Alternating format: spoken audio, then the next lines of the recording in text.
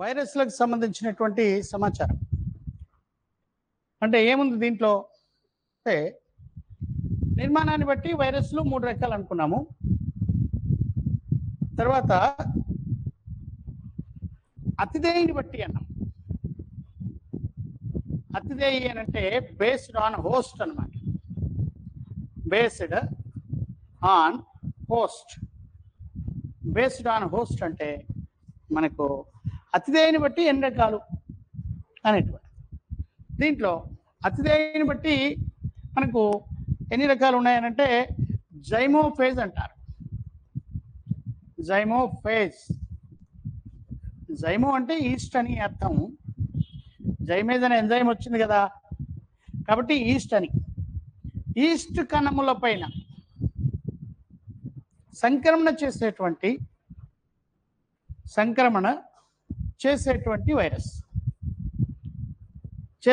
వైరస్లను మనము జైమోఫేజ్ అంటారు. జైమోఫేజ్ అంటారు. ఇది తర్వాత శిలీంధ్రముల పైన దాడి చేసేటువంటి వైరస్లు ఉన్నాయి. శిలీంధ్రముల పైన సంక్రమణ చేయు వైరస్. ఈ శిలీంధ్రముల పైన సంక్రమణ చేసేటువంటి వైరస్లని మైకోఫేజ్లు అంటారు. మైకోఫేజ్ అంటే శిలీంధ్రముల పైన మాత్రమే సంక్రమణం చేసేటువంటి వైరస్. వీటిని మైకోఫేజ్లు అని అంటాం. తర్వాత మనకు కీటోఫేజ్. కీటకముల పైన సంక్రమణ చేయు వైరస్ అన్నమాట. సంక్రమణ చేయు వైరస్. కీటకముల పైన సంక్రమణ చేయు వైరస్ని మనము కీటోఫేజ్ అంటారు. తర్వాత జూఫేజ్లని. జూఫేజ్ అంటే జంతువులపైన సంక్రమణ చేయు వైరస్. జంతువులపైన సంక్రమణ చేయటువంటి వైరస్. జంతువులపై సంక్రమణ చేయు వైరస్లని జూఫేజ్ అంటారు. అలాగే మొక్కలపై సంక్రమణ చేస్తే ఫైటోఫేజ్ అంటారు. ఫైటోఫేజ్ అంటే మొక్కలపై సంక్రమణ చేసేటువంటి వైరస్. అలాగే బ్యాక్టీరియాలపైన సంక్రమణ చేస్తే బ్యాక్టీరియోఫేజ్ అంటారు. ఇట్లా మనకు కొన్ని రకరకాలైనటువంటి వైరస్లని మనము చూస్తాము. అయితే దీన్ని ఎట్లా చూస్తామనంటే శిలీంధ్రాలపైన దాడి చేస్తే మైకోఫేజ్ అంటాము. కీటోఫేజ్ కీటకాలపైన సంక్రమణ చేసేటువంటి వైరస్లని. జూఫేజ్ అంటే జంతువులపైన మనకు సంక్రమణ చేసేటువంటి వైరస్లు. ఫైటోఫేజ్ అంటే మొక్కలపైన సంక్రమణ చేసేటువంటి వైరస్లు. బ్యాక్టీరియోఫేజ్ అంటే just the virus where it can be affected on bacteria. ఇట్లా మనకు రకరకాలైనటువంటి ఫేజ్లు ఉన్నాయి. దీంట్లో మనకు ఏంటంటే జైమోఫేజు, మైకోఫేజు, కీటోఫేజు, జూఫేజు, ఫైటోఫేజు, బ్యాక్టీరియోఫేజ్ అని ఇన్ని రకాలు. సో దీంట్లో మనం ఫైటోఫేజ్ తీసుకున్నాం. ఫైటోఫేజ్. ఫైటో అంటే మొక్క కదా, ఫేజ్ అంటే వైరస్. అంటే మొక్కల పైన సంక్రమణ చేయు వైరస్లు అనమాట. ఈ మొక్కల పైన మాత్రమే సంక్రమణం చేసేటువంటి వైరస్ల గుంపుని ఫైటోఫేజ్ అంటాం మనం. ఫైటోఫేజ్ అంటాం. అయితే మరి ఈ ఫైటోఫేజ్ అనేటువంటిది ఏమిటి అంటే మొక్కలపై దాడి చేసేటువంటి వైరస్ల యొక్క గ్రూప్ అనమాట. ఈ ఫైటోఫేజ్లో మనకు జన్యు పదార్థం ఏముంటుంది ఇది చూసుకోవాలి. జనరల్గా మొక్కలపై దాడి చేసేటువంటి వైరస్లో జన్యు పదార్థం అనేటువంటిది ఆర్ఎన్ఏ ఉంటుంది. మొక్కలపై దాడి చేయే వైరస్లో జన్యు పదార్థం అనేది ఆర్ఎన్ఏ. తర్వాత మనకు ఇది అన్ని అంటే ఆర్ఎన్ఏ వైరస్లు అంటారు. ఆర్ఎన్ఏ వైరస్లు ఏమిటి అంటే మనకు మొక్కలపై దాడి చేయటువంటి వైరస్. మొక్కలపైన దాడి చేయు వైరస్ని మనం ఆర్ఎన్ఏ ఫేజ్లు అంటారు. ఈ ఆర్ఎన్ఏ ఫేజ్లు అనేటువంటివి జస్ట్ మొక్కలపైన సంక్రమణ చేసి వ్యాధుల్ని కలుగజేస్తాయి కాబట్టి వీటిని మనం అంటారు. అయితే దీంట్లో జన్యు పదార్థం ఆర్ఎన్ఏ ఉంటుంది. అయితే 2 ఉన్నాయండి దీంట్లో, ఈ గుర్తుపెట్టుకోవాలి. సిఎండి అంటే క్యాలీఫ్లవర్. క్యాలీఫ్లవర్ మొజాయిక్ వైరస్ అంటారు. క్యాలీఫ్లవర్ మొజాయిక్ వైరస్ అంటే క్యాలీఫ్లవర్ మొజాయిక్ వైరస్ అంటే మనకు ఇది మొక్కలపై దాడి చేసేటువంటి వైరస్ అయినప్పటికీ దీంట్లో మనకు జన్యు పదార్థం అనేటువంటిది ఏమిటి అని అంటే ఆ డిఎన్ఏ ఉంటుంది. అన్ని మొక్కలపై దాడి చేయ వైరస్లో జన్యు పదార్థం ఆర్ఎన్ఏ. సిఎండి అనేటువంటిది మొక్కల వైరస్ అయినప్పటికీ దాంట్లో మనకు జన్యు పదార్థం ఆర్ఎన్ఏ కాదు, డిఎన్ఏ జన్యు పదార్థంగా ఉంటుంది. అలాగే డిఎంవి అని ఒకటి ఉంది, డాలియా మొజాయిక్ వైరస్ అంటారు. డాలియా అంటే దీని తెలుగులో పట్నం బంతి అంటాం. పట్నం బంతి డాలియా పేరు.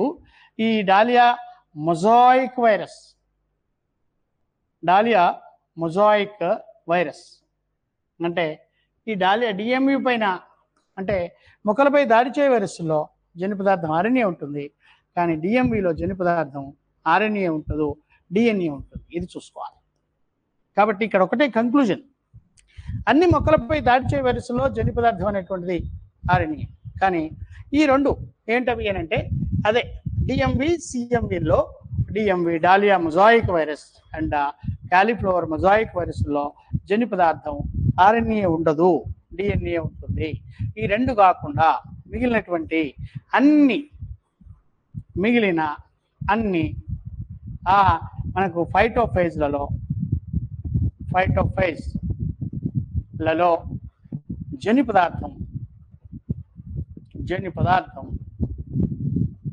మనకు అన్ని మొక్కల్లో జన్యు పదార్థం ఏముంటుంది అని అంటే సిఎంవి డిఎంవిలో డిఎన్ఏ, మిగిలినటువంటి మొక్కల వైరస్లో ఆర్ఎన్ఏ.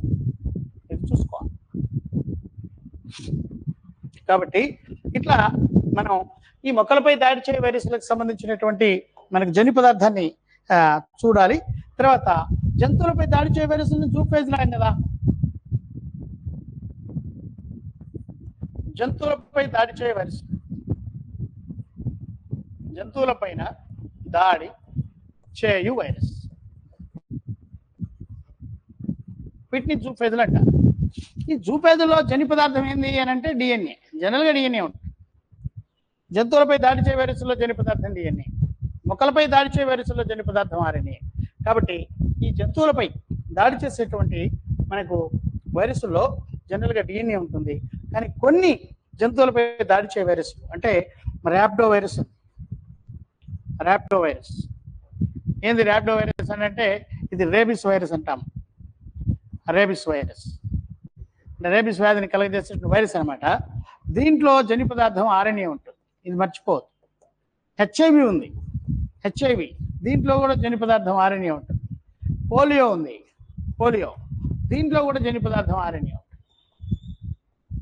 ఇట్లా మనకు ఆర్ఎన్ఏతో కూడినటువంటి జూఫేజ్లు కొన్ని ఉన్నాయి, డిఎన్ఏతో కూడినటువంటి కొన్ని ఫైటోఫేజ్లు ఉన్నాయి. అంటే ఈ మొక్కలకు సంబంధించినటువంటి వైరస్ల పైన మనకు జన్యు పదార్థం అది ఆర్ఎన్ఏ, కానీ రెండిట్లో డిఎన్ఏ, ఇవన్నీ కూడా మనకు ఆర్ఎన్ఏ వైరస్ అంటే ఇవన్నీ మనకు డిఎన్ఏ వైరస్. కానీ ఈ ర్యాపిడో వైరస్ కావచ్చు, హెచ్ఐవి వైరస్ కావచ్చు, పోలియో వైరస్ కావచ్చు, మనకు దీంట్లో ఆర్ఎన్ఏ జన్యు పదార్థంగా ఉంటుంది. తర్వాత ఇప్పుడు రియో వైరస్ ఉంది, Rio virus, wound tumour virus,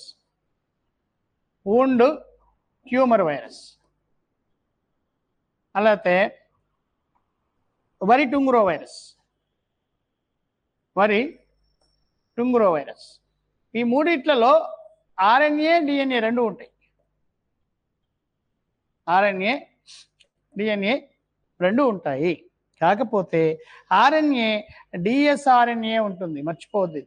అంటే మనకి జనరల్గా ఆర్ఎన్ఏ ఎస్ఎస్ఆర్ఎన్ఏ అంటే ఆర్ఎన్ఏలో ఒకే పోచ ఉంటుంది, ఒకటే పోచ. కానీ ఇక్కడ ఆర్ఎన్ఏలో రెండు పోచలు ఉంటాయి, ఇది గుర్తుపెట్టుకోవాలి. కాబట్టి మనకు ఇది ఈ జూఫేజులలో ఇది మనకు సంబంధించినటువంటి సమాచారం. అలాగే హెచ్ఐవిలో కూడా ఆర్ఎన్ఏ జన్యు పదార్థం ఉంటుంది కదా, బ్యాక్టీరియోఫేజ్ ఉంది. బ్యాక్టీరియోఫేజ్ అంటే బ్యాక్టీరియాల పైన దాడి చేయ వైరస్. బ్యాక్టీరియా పైన దాడి చేయ వైరస్.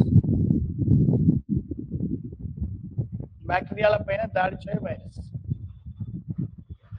ఈ బ్యాక్టీరియాలపై దాడి చేయ వైరస్ని ఏమంటామంటే బ్యాక్టీరియోఫేజ్ అంట.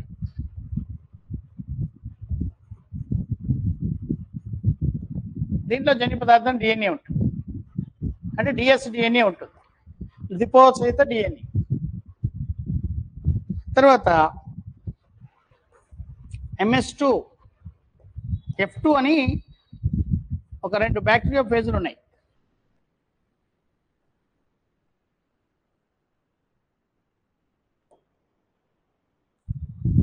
MS2 F2 ఈ రెండిట్లో మాత్రం జన్యు పదార్థం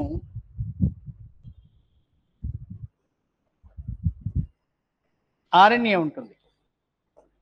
ఈ గుర్తుపెట్టుకోవాలి, బైహార్ట్ చేయాలి, డెఫినెట్గా దీంట్లో క్వశ్చన్ చేస్తారు. కాబట్టి బ్యాక్టీరియోఫేజ్లో జన్యు పదార్థం డిఎన్ఏ. ఈ రెండు కూడా బ్యాక్టీరియోఫేజ్లే, కానీ ఈ రెండిట్లో జన్యు పదార్థం డిఎన్ఏ ఉండదు, RNA ఉంటుంది.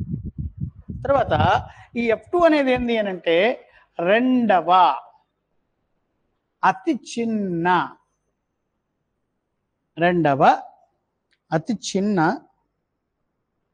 వైరస్.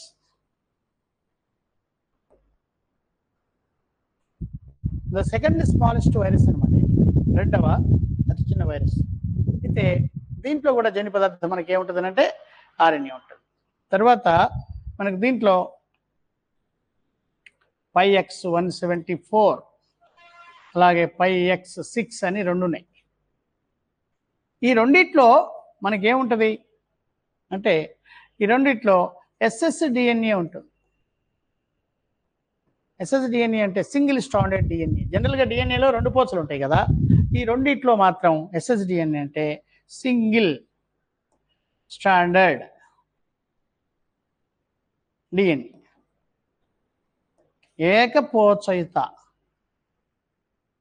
ఏకపోచయుత డిఎన్ఏ ఉంటుంది దీంట్లో. ఏకపోచయుత డిఎన్ఏ దీని యొక్క నిర్మాణం, అంటే దీని యొక్క లక్షణం. తర్వాత ఇది πX174 అనేది అతి చిన్న బ్యాక్టీరియోఫేజ్. అతి చిన్న వైరస్ కాదు, అతి చిన్న వైరస్ అంటే పార్వో వైరస్. రెండవ అతి చిన్న వైరస్ అంటే F2 వైరస్. కానీ ఇది అతి చిన్న బ్యాక్టీరియోఫేజ్ అనమాట. బ్యాక్టీరియోఫేజ్ అతి చిన్న బ్యాక్టీరియోఫేజ్. దీంట్లో మనకు SSDNA ఉంటుంది. దీని క్యాప్సిల్లో 12 క్యాప్సోమియర్లు ఉంటాయి. కాబట్టి πX174 అనేటువంటి బ్యాక్టీరియోఫేజ్లో మనకు ఉండేటువంటి క్యాప్సోమియర్ల సంఖ్య 12. ఇది రెండవ అతి చిన్న బ్యాక్టీరియోఫేజ్గా మనం గుర్తించాం. రెండవ అతి చిన్న బ్యాక్టీరియోఫేజ్ ఏంటి అంటే అది πX174 అని, అంటే అతి చిన్న బ్యాక్టీరియోఫేజ్. అది వైరస్ కాదు, అతి చిన్న వైరస్ అంటే పార్వో. ఇట్లా చూస్తాం. తర్వాత మనకు సైనోఫేజ్లు ఉన్నాయి.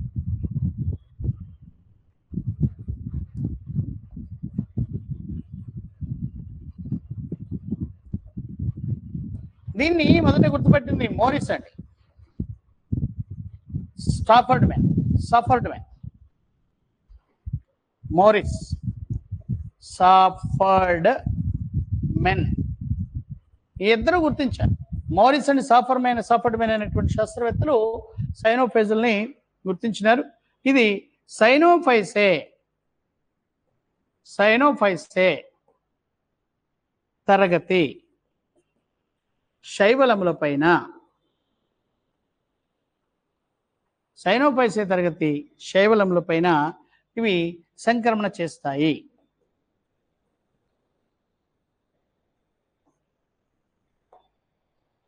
ఇట్లా సైనోఫైసే తరగతి శైవలముల పైన ఇవి సంక్రమణ చేస్తాయి.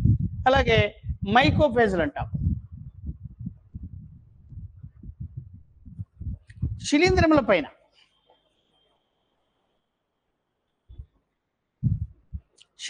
పైన దాడి చేసేటువంటి వైరస్లు, శిలీంధ్రముల పైన దాడి చేసే వైరస్లను ఏమంటారంటే మనం మైకోఫేజ్లు అంటారు. ఇది మైకోఫేజ్ అంటారు. ఇట్లా మనకు చాలా శిలీంధ్రాలు అంటే రకరకాలైనటువంటి వైరస్ మనకు గ్రూపులుగా ఉన్నాయి. వీటిని మనం జన్యు పదార్థం చూడాలి. వీటన్నిటిలో జన్యు పదార్థం ఏముంది, దేంట్లో జన్యు పదార్థం ఏముంది దాన్ని మనం చూడాలి. కాబట్టి జన్యు పదార్థం పైనే చాలాసార్లు క్వశ్చన్స్ అడుగుతాడు. కాబట్టి దీన్ని కొంచెం జాగ్రత్తగా అభ్యర్థులు ఎక్కడ మనకు ఈ బ్యాక్టీరియా ఫేజ్లో ఏముంది, తర్వాత మనకు వైరస్లు ఎక్కడెక్కడ దాడి చేస్తున్నాయి, దాడి చేసేటువంటి వ్యాధి సాంక్రమిక సామర్థ్యాన్ని బట్టి ఎన్ని రకాలు, ఇదంతా మనం వైరస్ల పైన చూసుకోవాలి. తర్వాత వైరస్ల యొక్క ఆకారం ఎట్లా ఉంటుందో చూడాలి.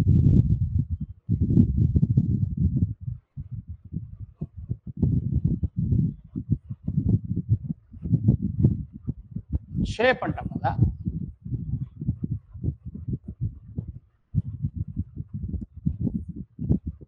ఏమన్నా దీంట్లో అంటే కొన్ని దండాకారంగా ఉంటాయి, రాడ్ షేప్ అంటాం కదా, ఇది టిఎంవి.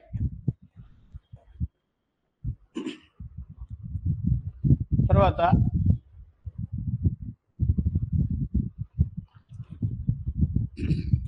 దీర్ఘచతురస్రాకారం,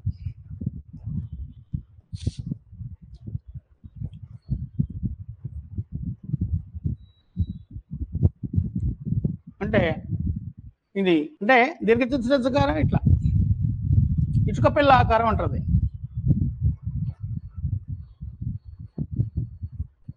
ఆకారం దీన్ని ఏమంటామంటే మనం ఏంది వ్యాక్సినియా. ఇది మానవులలో మశూచి వ్యాధిని కలుగజేస్తుంది.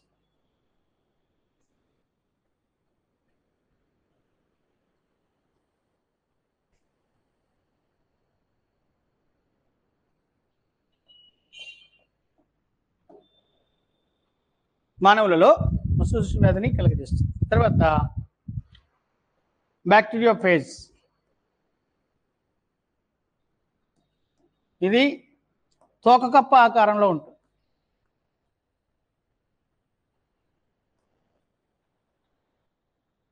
తోకకప్ప ఆకారం, టాడిపోల్ షేప్ అంటాం కదా, అట్లా ఉంటుంది. అది తోకకప్ప ఆకారంలో ఉంటుంది. ఇట్లా మనకు వైరస్ల యొక్క ఆకారం ఎట్లా ఉందో చూడాలి. దీనిపైన ఏమన్నా క్వశ్చన్ చేస్తాడేమో చూసుకోవాలి. కాబట్టి వైరస్ల ఆకారంలో ప్రధానంగా కొన్ని ఈ బుల్లెట్ ఆకారంలో ఉంటాయి.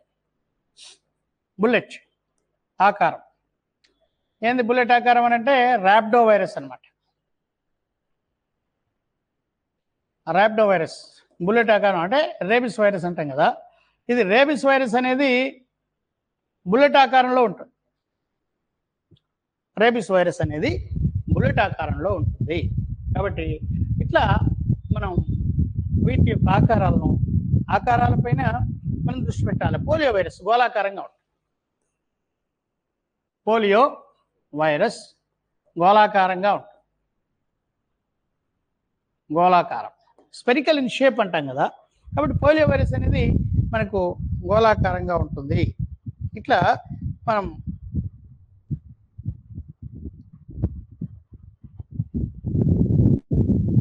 ఈ ఆకారాలను కూడా మనం చూసుకోవాలి. రెండవది జన్యు పదార్థం పైన దృష్టి పెట్టాలి. తర్వాత వాటి నిర్మాణం, 2-3 నిర్మాణాలు ఉన్నాయి. బ్యాక్టీరియోఫేజ్ నిర్మాణం ఏంది అనేటువంటిది చూస్తే, బ్యాక్టీరియోఫేజ్ ఇది ఇచ్చాడు నిర్మాణం. బ్యాక్టీరియోఫేజ్ నిర్మాణం అంటే తలకప్ప ఆకారంలో ఉంటుంది అని అనుకున్నాం కదా, ఇట్లా ఉంటుంది.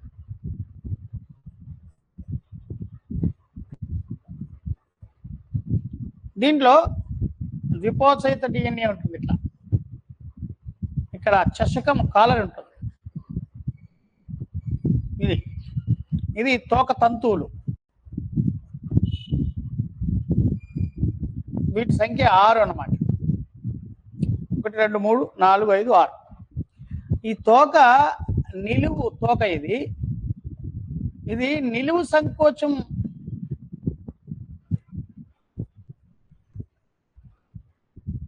చెందే గుణం ఉందన్నమాట. నిలువు సంకోచం చెందే గుణం ఉంటుంది. దీన్ని తల అంటాం. హెక్సాగోనల్ ఆకారంలో ఉంటుంది. షడ్భుజాకారం అంటాం కదా.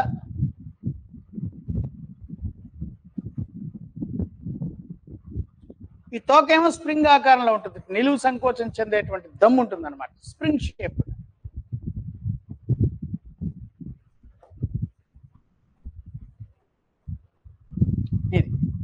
కాబట్టి ఈ తోకను తలను తోకను కలిపేటువంటిది ఏంటి అని అంటే ఈ తల తోక, దీన్ని చషకం అంటారు. ఇదేమో ద్విపోత్సహిత డిఎన్ఏ.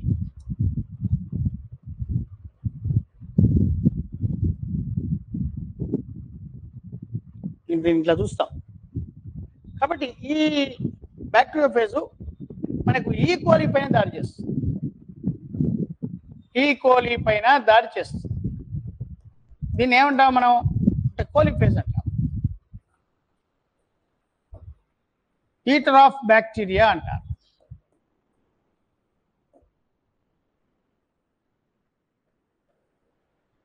ఈటర్ ఆఫ్ బ్యాక్టీరియా అంటారు, కోలిఫేజ్ అంటారు. అయితే దీన్ని మనం T4 బ్యాక్టీరియోఫేజ్ అంటారు. T4 బ్యాక్టీరియోఫేజ్ అంటారు. ఇది దీని యొక్క నిర్మాణం అంటే స్ట్రక్చర్ ఏంటంటే విషంతి ఫలక నమూనా అంటారు. విషంతి ఫలక నమూనా, బైనరీ సిమెట్రీ అంటారు. ఇది ఏంది బైనరీ సిమెట్రీ అంటే ఏంది అంటే విషంతి ఫలక నమూనా. ఏంది విషంతి ఫలక నమూనా అంటే ఇది తల షడ్భుజాకారం, తోక స్ప్రింగ్ ఆకారంలో ఉంటుంది. దీన్ని విషంతి ఫలక నమూనా అంటారు. ఈ కోలి బ్యాక్టీరియా పైన దాడి చేసి దాన్ని తినివేస్తుంది. కాబట్టి దీనికి కోలిఫేజ్ అంటారు. T4 బ్యాక్టీరియోఫేజ్ అంటారు. టీ అంటే టాడ్పోల్ అని అర్థం. ఈ బ్యాక్టీరియోఫేజ్ టాడ్పోల్ ఆకారంలో ఉంటుంది. కాబట్టి దీన్ని మనం T4 బ్యాక్టీరియా అంటే T1 T2 ఇట్లా ఉన్నాయి. T1 T2 T3 T4 ఇట్లా T17 వరకు ఉన్నాయి శ్రేణి ఇది. కాబట్టి దీంట్లో ఈ T2 పైన అతి ఎక్కువ పరిశోధనలు జరిగినాయి, మర్చిపోవద్దు. అతి ఎక్కువ పరిశోధనలు జరిగినాయి దేనిపైన? ఈ T2 పైన. T4 కాదు, T2 పైన అతి ఎక్కువ పరిశోధనలకు ఉపయోగించినారు T2 స్ట్రెయిన్ని. దీంట్లో T17 స్ట్రెయిన్స్ వరకు ఉన్నాయి. దీంట్లో T4 బ్యాక్టీరియోఫేజ్ అనేది మనకు ఒక మోడల్గా ఇచ్చినాడు. దీంట్లో మనకు తల, తోక అనే భాగాలు ఉంటాయి. తోక ఎంటీగా ఉంటుంది. స్ప్రింగ్ ఆకారంలో నిలువు సంకోచం చెందగలిగేటువంటి సామర్థ్యం ఉంటుంది. దీని చివరి భాగంలో తోక తంతువులు ఉంటాయి. వీటి సంఖ్య 6. ఇవి సంక్రమణ సమయంలో అతిదేయ కణాన్ని అంటిపెట్టుకోవడం కోసం ఈ తోక తంతువులు ఉపయోగపడతాయి. ఇది అతిదేయ కణం, ఇది బ్యాక్టీరియా. కాబట్టి ఈ బ్యాక్టీరియా పైన వైరస్ సంక్రమణ చేసే సమయంలో అది తోక తంతువులు బ్యాక్టీరియాను అంటిపెట్టుకోవడానికి ఉపయోగపడతాయి. అలాగే మనకు జన్యు పదార్థం in bacteriophage what we concern to the double helical DNA of double helical structure of DNA. ద్విపోత్సహిత DNA మనకు దీంట్లో ఉంటుంది. అయితే ఈ ద్విపోత్సహిత డిఎన్ఏలో మనం DS-DNA చూసుకున్నప్పుడు ఏంటంటే DNA దీంట్లో ఏముంటాయంటే నైట్రోజన్ బేసిస్ ఉంటాయి కదా, ఏంటది అడినైన్, గ్వానైన్, సైటోసిన్, థయామిన్ ఉంటాయి. ఇప్పుడు దీంట్లో మాత్రం సైటోసిన్ అనేది ఉండదు. ఇక్కడ డిఎన్ఏ ఉంటుంది, డిఎన్ఏలో సైటోసిన్ ఉండదు. దానికి బదులుగా ఏముంటుంది అని అంటే హెచ్ఎంసి అనే ఒక పదార్థం ఉంటుంది. ఇది అంటే హైడ్రాక్సీ మిథాయిల్ సైటోసిన్ అంటారు. హైడ్రాక్సీ మిథాయిల్ సైటోసిన్ ఇది కంపల్సరీ బై హార్ట్ చేయాలని నేనేం చెప్తున్నానో దాన్ని చూడాలి. కాబట్టి ఈ హైడ్రాక్సీ మిథైల్ సైటోసిన్ హెచ్ఎంసి ఇది సైటోసిన్కు బదులుగా ఉంటుంది. ఎక్కడ అనంటే ఆ బ్యాక్టీరియా ఫేజ్లోని డిఎన్ఏలో అది మనకు సైటోసిన్ ఉండదు, దానికి బదులుగా హెచ్ఎంసి ఉంటుంది. దీన్ని అభ్యర్థులు గుర్తుపెట్టుకోవాలి. ఇది మనకు బ్యాక్టీరియోఫేజ్కి సంబంధించినటువంటి సమాచారం. తర్వాత ఇప్పుడు T4 తర్వాత ఇంకొకటి ఉంది మనకు. ఏంటది అంటే TMV, టొబాకో మొజాయిక్ వైరస్ అంటారు.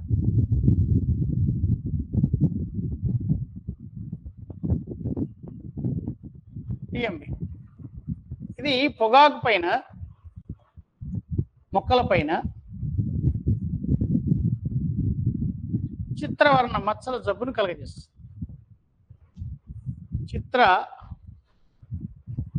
చిత్రవర్ణ మచ్చల జబ్బును కలుగజేస్తుంది.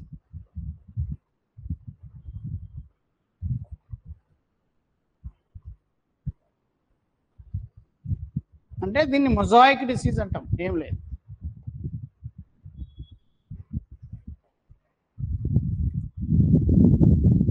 చిత్రవర్ణ మచ్చల జబ్బుని కలుగజేస్తుంది. ఇది దండాకారంలో ఉంటుంది. దండాకారం ఇట్లా.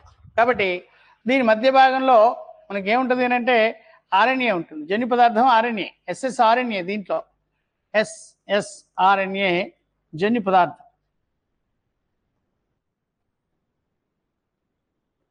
ఎస్ఎస్ఆర్ఎన్ఏ అనేటువంటిది జన్యు పదార్థం. దీనిపైన దీని చుట్టూ మనకు క్యాప్సిడ్ ఉంటుంది అన్నమాట.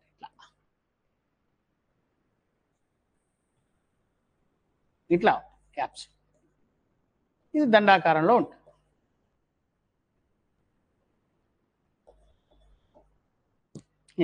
కాబట్టి దీన్ని క్యాప్సిడ్ అంటారు. దీన్ని ఆర్ఎన్ఏ అంటారు. అంటే ఎస్ఎస్ఆర్ఎన్ఏ అంటే జన్యు పదార్థం.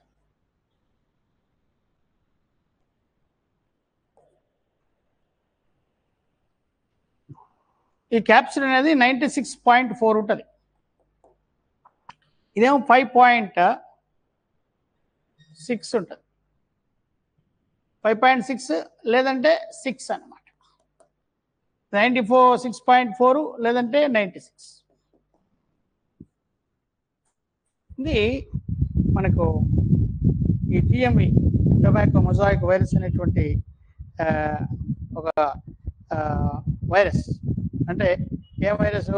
మొక్కలపై దాడి చేయు వైరస్. దీన్ని మనం TMV అంటారు. ఈ TMVలో ఏమవుతుంది అంటే మనకు దండాకారంలో ఉంటుంది. ప్రోటీన్ అనేది అంటే క్యాప్సిడ్ 96.4% ఉంటుంది. అలాగే మధ్య భాగంలో ఆర్ఎన్ఏ ఉంటుంది, జన్యు పదార్థం. అది ఏకపోచయిత ఆర్ఎన్ఏ. అది ఎంత? 5.6% లేదంటే 6. పాయింట్ తర్వాత 5 కంటే ఎక్కువ ఉంటే 6 అంటాం కదా, అట్లా. ఇది ఎట్లా వ్యాప్తి చెందుతుంది అంటే, వ్యాప్తి ఎట్లా చెందుతుంది ఇది అని అంటే, దీని వ్యాప్తి వ్యవసాయ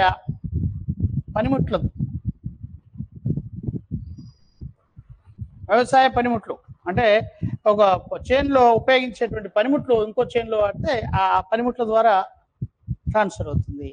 తర్వాత మనకు ఇది ఒక ఫాల్స్ ఎఫిడ్ ఉంది. ఎఫిడ్ మైసస్ సూడోసోలానియా.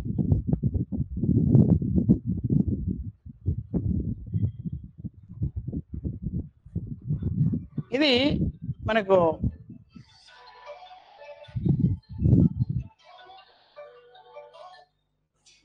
ఏంటిది అంటే ఈ మైసస్ సూడోసోలానియా అనేది మనకు ఒక ఫాల్స్ ఎఫిడ్. ఈ ఫాల్స్ ఎఫిడ్ ద్వారా మనకు ఇది వ్యాప్తి చెందుతుంది. కాబట్టి దీన్ని ఇట్లా మనం డిస్క్రైబ్ చేసుకోవాలి.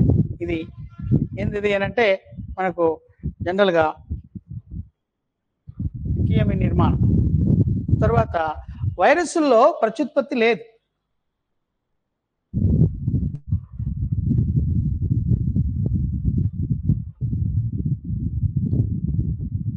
కానీ దీనికి సమానమైన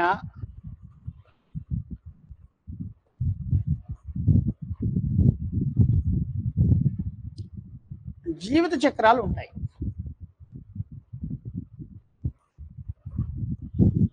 ఏంటి అవి అంటే దీనికి సమానమైన జీవిత చక్రాలు ఉంటాయి, లైఫ్ సైకిల్స్ ఉంటాయి, కానీ ప్రత్యుత్పత్తి లేదు.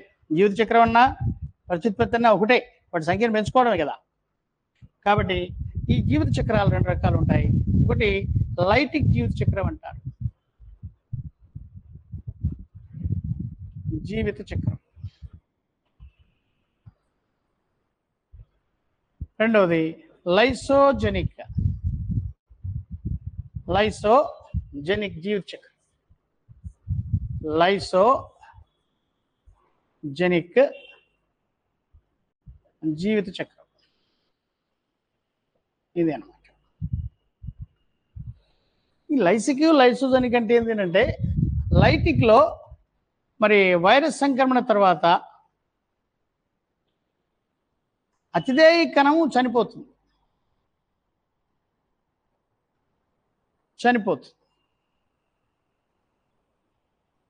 ఇక్కడ వైరస్ సంక్రమణ తర్వాత అతిదేయ కణం చనిపోదు,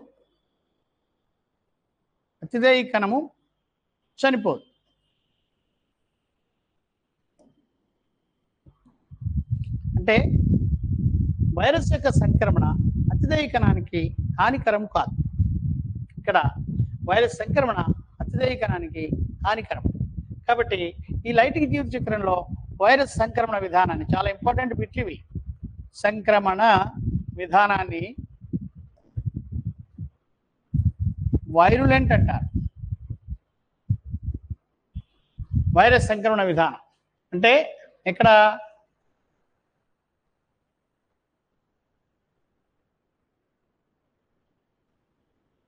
విధానం ఏంది, వైరస్ సంక్రమించేటువంటి విధానాన్ని మనం ఏమంటామంటే వైరులెంట్ అంటారు. ఏంది వైరులెంట్ అంటే? విషపూరితం. దేనికి విషపూరితం అంటే ఇది సంక్రమించేటువంటి విధానం అతిదేయ కణానికి విషపూరితం. ఇక్కడ వైరస్ సంక్రమణ అతిదేయ కణానికి విషపూరితం కాదు. కాబట్టి దీన్ని మనం ఏమంటారు? వైరస్ సంక్రమణ విధానాన్ని విషపూరితం కాదు కాబట్టి దీన్ని మనం ఏమంటారు అంటే, దీంట్లో వైరస్ సంక్రమణ విధానాన్ని, వైరస్ సంక్రమణ విధానాన్ని టెంపరేట్ అంటారు. ఈ రెండు చూసుకోవాలి. అది మొదటిదేమో వైరులెంట్, ఇదేమో టెంపరేట్. ఏంది టెంపరేట్ అంటే? సంక్రమించే విధానం. ఏది? వైరస్ యొక్క సంక్రమణ విధానం మనకు అతిదేయ కణానికి హానికరం కాకపోతే ఆ విధానం టెంపరేట్. వైరస్ సంక్రమించేటువంటి విధానం అతిదేయ కణానికి విషపూరితం, హానికరం అయితే, చనిపోతే ఆ వైరస్ సంక్రమణ విధానం వైరులెంట్. ఈ రెండు వైరులెంట్, తర్వాత ఈ టెంపరేట్ అనేటువంటిది సంక్రమించేటువంటి విధానాలు, వైరస్ అతిదేయలోనికి సంక్రమించేటువంటి విధానాలు మనం చెప్తున్నాము. తర్వాత ఈ వైరస్లో ఒక 2 ఉన్నాయి. మనం ఏమంటారంటే వీటిని జీవ కీటకనాశకాలుగా వాడతారు.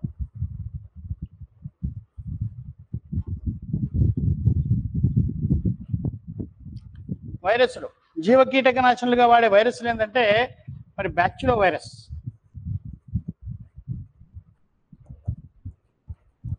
న్యూక్లియర్ పాలీహెడ్రోసిస్ వైరస్,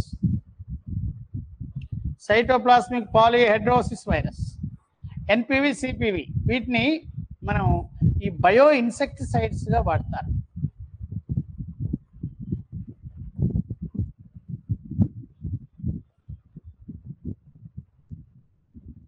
ఇవి కీటకములను తిరివేస్తాయి. అంటే మనకు ఇన్సెక్టిసైడ్స్, పెస్టిసైడ్స్కు ప్రత్యామ్నాయంగా వీటిని వాడతారు. ఇది వైరస్లో మనకు కావలసిన సాధారణ సమాచారం. తర్వాత వైరస్ ద్వారా మానవులలో కలిగే వ్యాధులు ఏమున్నాయో చూస్తే, ద్వారా మానవులలో కలిగేటువంటి వ్యాధులు ఏమేమి కలుగుతాయంటే దీంట్లో డెంగ్యూ మంచి సీజన్ ఇది, హెచ్ఐవి, హెపటైటిస్ బి,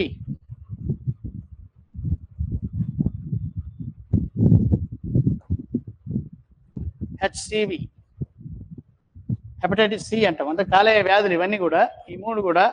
అంటే ఇది కాదు, ఇది ఈ రెండు కాలేయ వ్యాధి.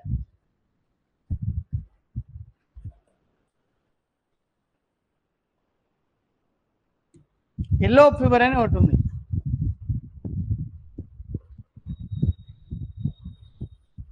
ఇది వైరస్ ద్వారా వస్తుంది. తర్వాత బర్డ్ ఫ్లూ అని ఉంది. ఇది వైరస్ ద్వారా. స్వైన్ ఫ్లూ ఉంది. ఇది వైరస్ ద్వారా వస్తుంది. ఫ్లూ ఉంది. ఇది కూడా వైరస్ ద్వారా వస్తుంది. కరోనా ఉంది. Corona 2.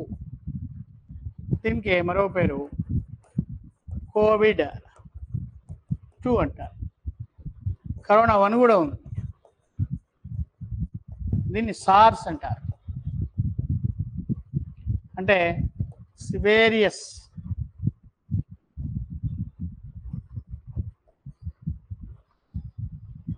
acute, serious and acute, serious and acute respiratory syndrome.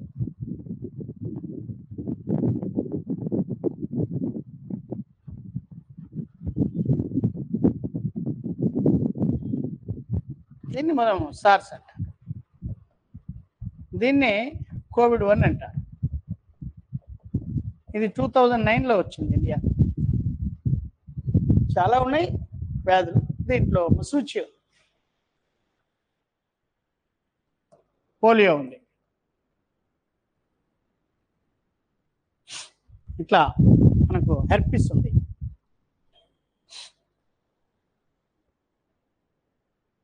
Genital words అంటారు హెర్పిస్. తర్వాత సో దీంట్లో వ్యాధులు అనే టాపిక్ ఉంది. అప్పుడు మిగిలిన వ్యాధులన్నిటి గురించి నేను మీతో డిస్కస్ చేస్తాను. సో ఇక్కడ ఏంది అని అంటే మనం ఇప్పుడు ఒక కొత్తది అంటే సూక్ష్మజీవ ప్రపంచంలో మనకు 5 టాపిక్లు ఉన్నాయి. దాంట్లో బ్యాక్టీరియా సాధారణ లక్షణాలు, వైరస్ సాధారణ లక్షణాలు, తర్వాత మనకు శిలీంధ్రముల సాధారణ లక్షణాలు, శైవలముల సాధారణ లక్షణాలు, తర్వాత ప్రోటోజోవా జీవుల సాధారణ లక్షణాలు మనకు ఈ యూనిట్లో ఉన్నాయి. కాబట్టి ఇప్పుడు బ్యాక్టీరియాలో కొన్ని చూసాము, వైరస్లో కొన్ని చూసాము, తర్వాత మనకు శిలీంధ్రాలు, శైవలాలు అనేటువంటి ఆ టాపిక్స్ ఉన్నాయి. అయితే దాన్ని మనం మొదలెడదాం. ఇప్పుడు వృక్షరాజ్యం తీసుకుంటే,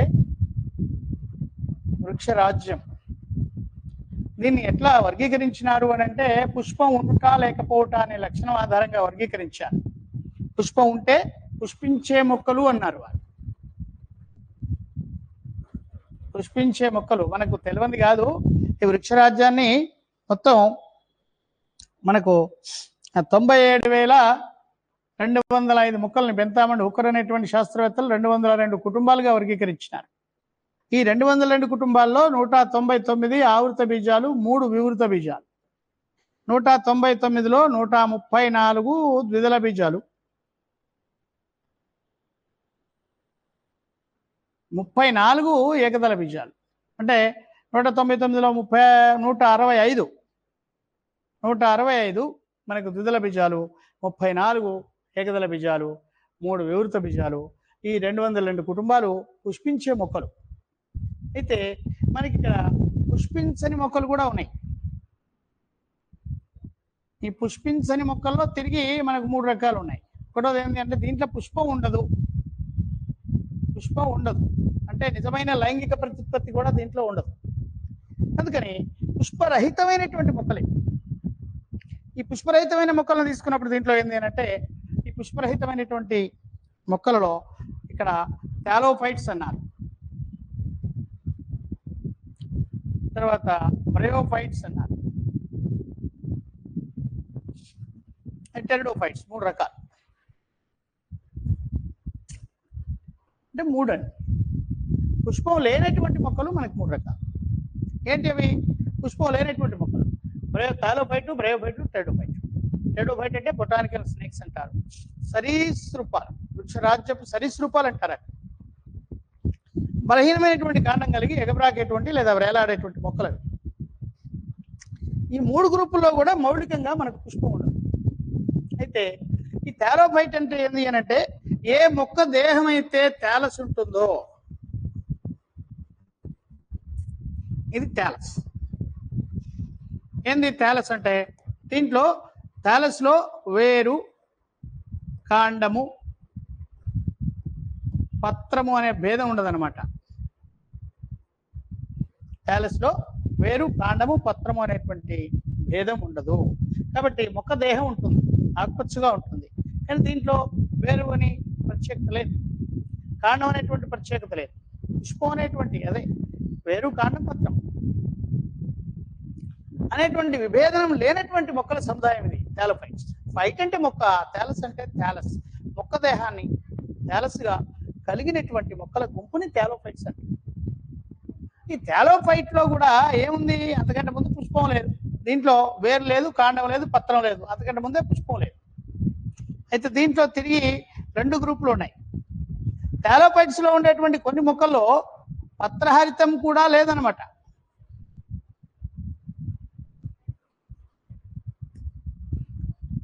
పత్రహరితం కూడా లేదు, అంతకుముందే పుష్పం లేదు, తర్వాత వేరు లేదు, కాండం లేదు, పత్రం లేదు, ఇప్పుడు పత్రహరితం లేదు, మొదలే పుష్పం లేదు. కాబట్టి కొన్ని థాలోఫైట్స్ లో పత్రహరితం ఉంది అనమాట. వీటిలో పత్రహరితం ఉంది, వీటిలో పత్రహరితం లేదు, రెండు కూడా థాలసే, థాలోఫైట్సే, అంటే పుష్పరహితమైనటువంటి మొక్కలే.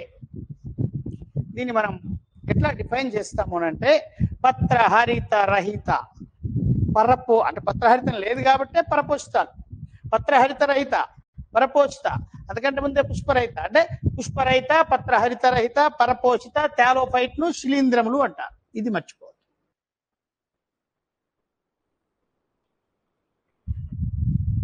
What is meant by fungi?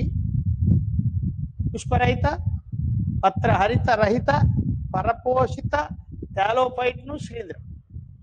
ఇటువైపు వస్తే పత్రహరిత సహిత, అంటే పుష్పరహిత, పత్రహరిత సహిత స్వయం పోషక థాలోఫైట్లను శైవలములు అంటారు.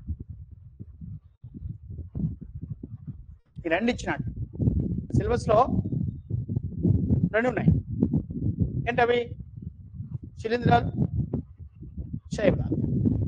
ఏంది శిలీంధ్రాలు అని అంటే అదే పుష్పరహిత, పత్రహరిత రహిత, పరపోషిత థాలోఫైట్ల గుంపు శిలీంధ్రం. తర్వాత పుష్పరహిత, పత్రహరిత సహిత స్వయం పోషక థాలోఫైట్లను శైవలములు అంటారు. అంటే థాలోఫైట్స్ లో ప్రధానంగా మనకు శైవలములు, శిలీంధ్రములు అనేటువంటి రెండు రకాలైనటువంటి మొక్కలు ఉన్నాయి.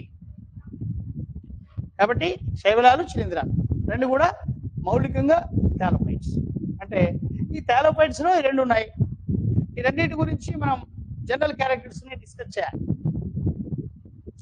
ఇది ఇవన్నీ ఏమి ఇవ్వలేదు, ఏం లేవు, ఈ రెండు ఇచ్చాడు.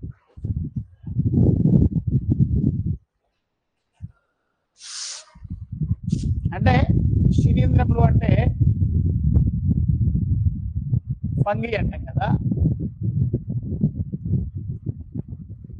పుష్పరహిత,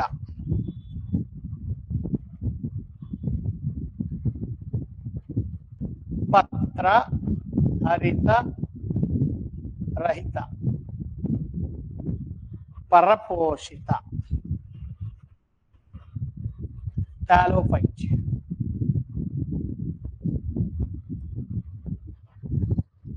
థాలోఫైట్లను శిలీంధ్రములు అంటారు.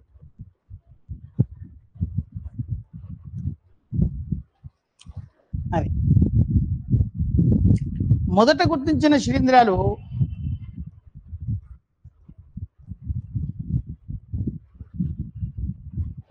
ఏమిటివి? The first recognised fungi members are mykes అన్నమాట. మైక్స్ అంటే పుట్టగొడుగులు అని.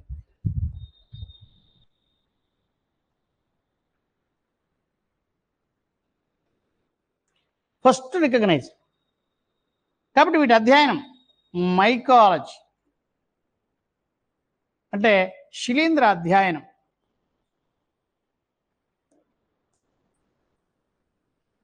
శిలీంధ్ర అధ్యయనంను మనం mycology. What is meant by mycology? శిలీంధ్రాధ్యయనము. శిలీంధ్రాధ్యయనాన్ని మనం మైకాలజీ అంటారు. మొదట గుర్తించినటువంటి శిలీంధ్రాలు పుట్టగొడుగులు. కాబట్టి ఈ పుట్టగొడుగులో మనం చూసినప్పుడు దీంట్లో 1000 రకాలు ఉన్నాయి. ఈ 1000 రకాల పుట్టగొడుగుల్లో జనరల్గా ఒక 6 రకములు తినడానికి వీలవుతుంది.